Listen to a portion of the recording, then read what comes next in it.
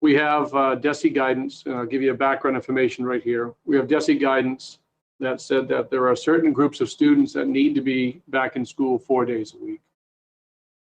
We have, and so have many other districts across the Commonwealth, brought certain cohorts of students back to school 4 days a week. They go cohort A, they cohort B, and there's reasons for that. I'll save that for a bit of a later conversation. So I want you to know this isn't some novel thing that's coming out. We're looking at now bringing additional students back 4 days a week. We saw that the umbrella of students that come back 4 days a week, there were multiple umbrellas, but they fell into two major ones.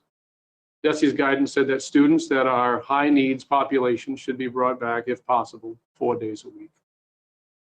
High needs umbrella covered students that would be socioeconomically disadvantaged, students that need support, students who have active 504s, students with active IEPs, homeless students. You can imagine some of our students that might be in temporary shelters, one-room places.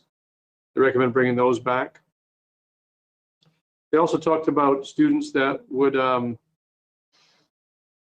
be students of teachers.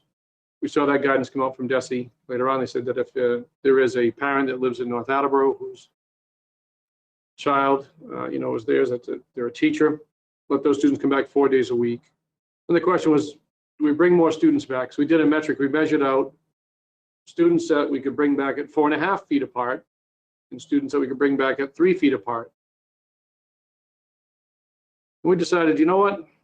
I don't think it's time to go in that direction yet, because what we didn't measure was how many additional seats do we have at each one of our schools available at a 6-foot distance. And so what we're going to do is we're going to move forward in the date of this, where more students are going to come back 4 days a week, is going to be the date of November, as I look at my calendar, make sure I get the date right, the week of November 15th. So you can see that at AMVET, we have no students coming back because they are all at 6 feet and every seat is totally filled at AMVET. You can see that Community has room at every grade level, Falls has room at every grade level, Martin, Roosevelt, NAMS has room at the 6th grade and 7th grade level, but not 8th grade at all, to keep students 6 feet apart. And the high school has about 15 seats per cohort per grade available. So we're going to make an announcement to the community this week as part of the Friday communications, letting people know this is what we're doing. Next question will be, who are we going to bring back? So the principals are working with the assistant superintendent, along with the Office of Student Services, to make a determination to reduce subjectivity to create equity as to who we bring back. Those things we could look at will be the following.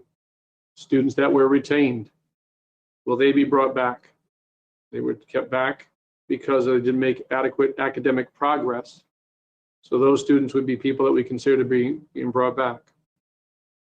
If we start to look at our transient population that falls under McKinney-Vento or homeless, do we want our students, and some of them are at some of these hotels and motels, do we want them literally to be in that hotel or motel for 3 days a week when we know we can bring them back for 4 days a week to get them out? It's just healthier for them.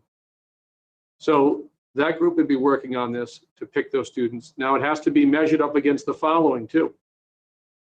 Available seats on the bus. Each bus can only hold so many students.